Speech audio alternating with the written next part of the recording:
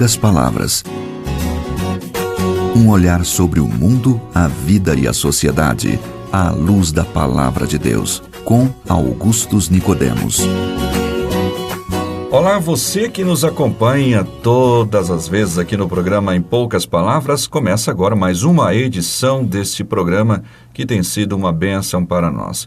Já estamos aí com mais de 180 programas no ar, pastor. Muito bom, tem bastante material, graças a Deus por isso. É um acervo precioso, onde as pessoas podem procurar resposta para suas indagações, orientação sobre as decisões a tomar na vida e esclarecimento sobre pontos doutrinários, polêmicos e também para ajudar nas suas experiências pessoais. Graças a Deus pelo programa, Natson. Pois é, eu estou feliz com isso, né? A gente está caminhando aí bem com o programa e teve um comentário que nunca sai assim da minha cabeça, alguém dizendo, olha, isso aqui eu não tenho acesso a uma igreja, está longe para mim, por causa do local, não tenho, isso para mim é uma escola dominical. Ah, que bom, graças a Deus. Tá bom, então é isso, pronto para mais um programa? Vamos lá. Mais uma pergunta? Então vamos lá. Aqui no e-mail do programa, pastor, uma série de perguntas sobre a relação de esposas com maridos não cristãos. Há muitas ouvintes com bastante dúvidas em relação a isso. Uma ou outra a ponto de desistir de continuar o casamento com um marido não cristão. Então, sobre esse tema, o programa tomará os próximos 15 minutos do seu tempo. Então, fique atenta se você é uma esposa que vive num quadro desse.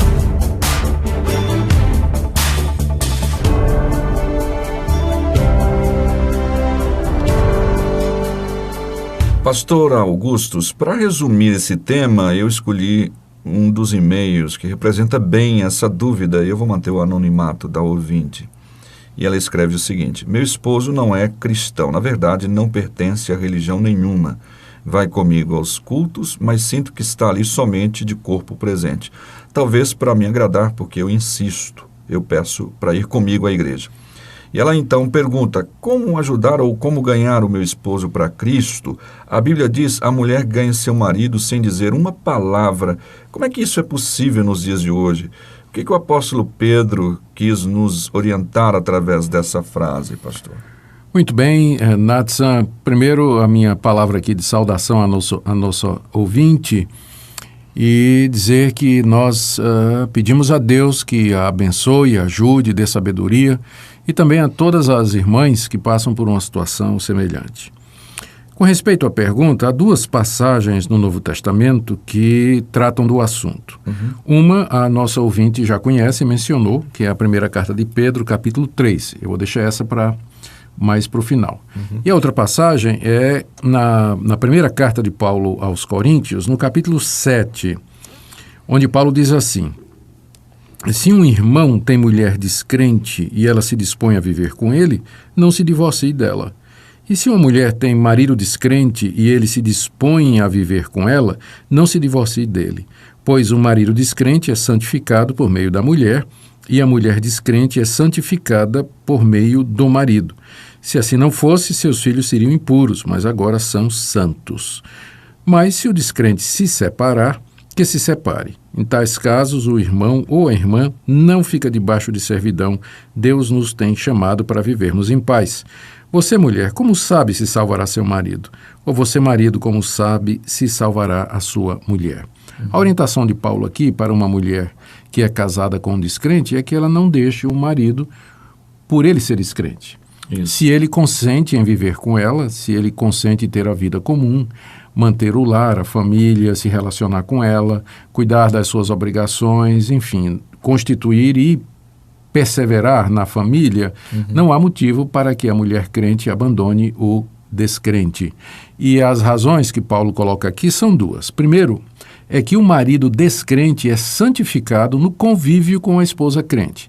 Isso não significa que ele vai ser salvo automaticamente. Só pelo convívio ali. Só pelo convívio. Não quer dizer isso.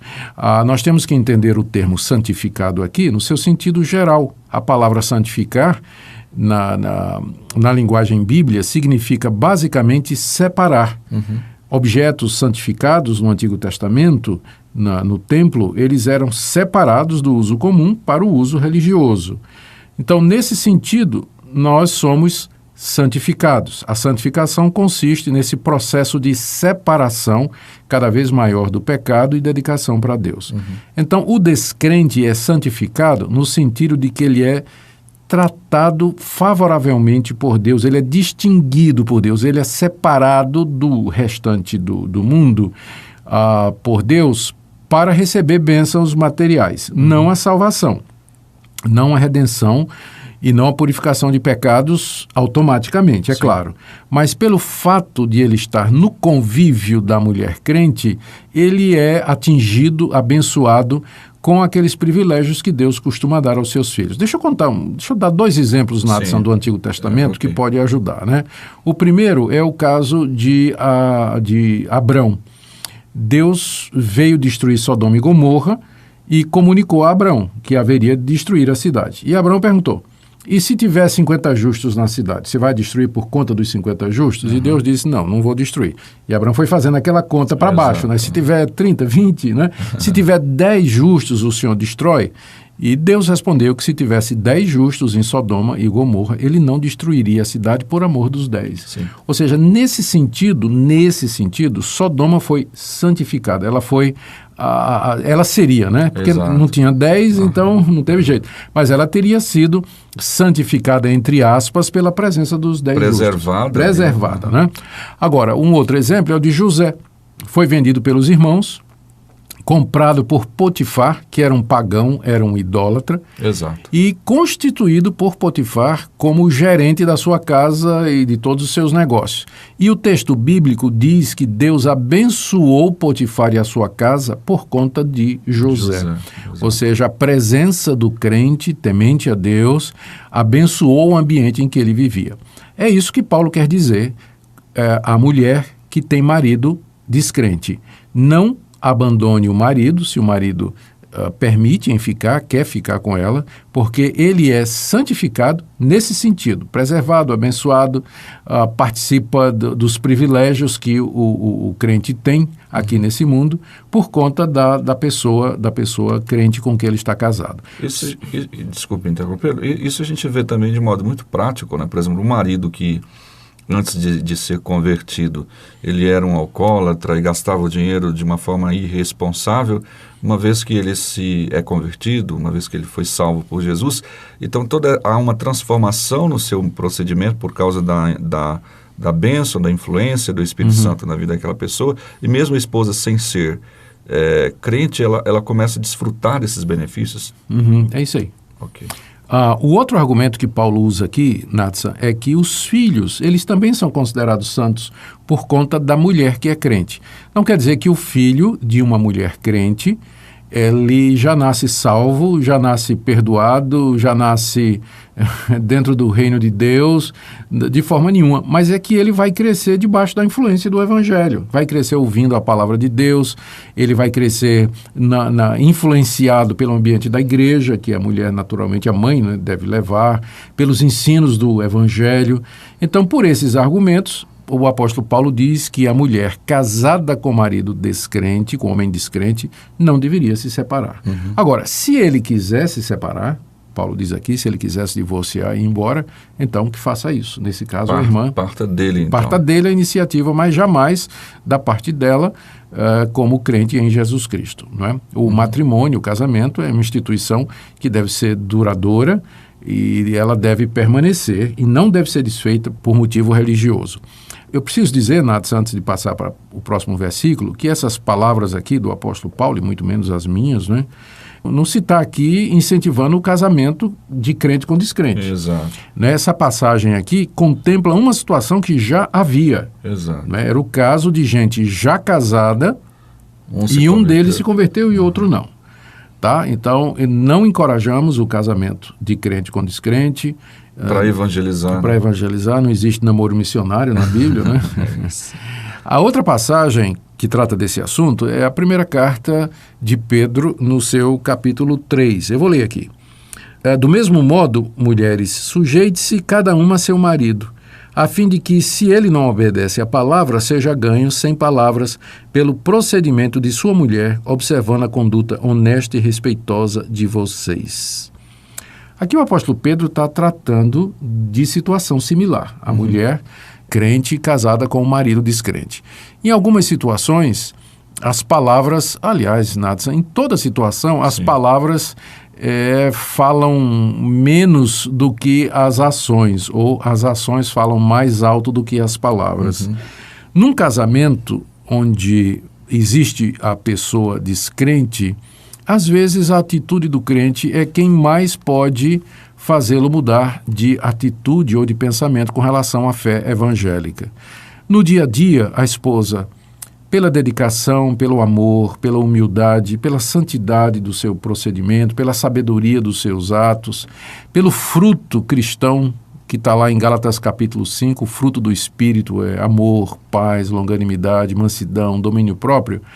Se ela está vivendo uma vida cheia do Espírito Santo e refletindo o caráter de Cristo, isso vai impressionar o marido muito mais do que as tentativas que ela faz de convertê-lo, e às vezes de uma forma não muito sábia, né? Você vai para o inferno, você está condenado. Ou então o camarada chega do trabalho cansado, quando abre, está aquele monte de irmão lá fazer um culto surpresa na casa dele, né?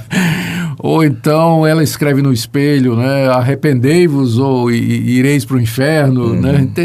Então tem mulher que bem intencionada, né? Bem intencionada, ela deseja ganhar o seu marido para Cristo, mas a pressão é muito grande e estica a corda e a corda se parte. Consegue empurrar o marido para o outro lado, né? Aí depois vai dizer perseguição, a dureza do coração do meu marido. Às vezes falta sabedoria na esposa, né? De como evangelizar o marido, que é uma das coisas mais difíceis, né, que ela vai encontrar. É mais fácil evangelizar um estranho. Por isso, no lar, nesse ambiente, as ações e as atitudes, o comportamento é mais recomendado do que... Não é que exclui a evangelização. Se tiver a oportunidade de, além das atitudes, trazer a palavra, explicar o evangelho, maravilhoso. Mas em algumas situações, a mulher pode apenas demonstrar pela sua vida o que é o evangelho. E isso tem mais efeito do que determinadas evangelizações que acabam só colocando o marido mais e mais contra a igreja.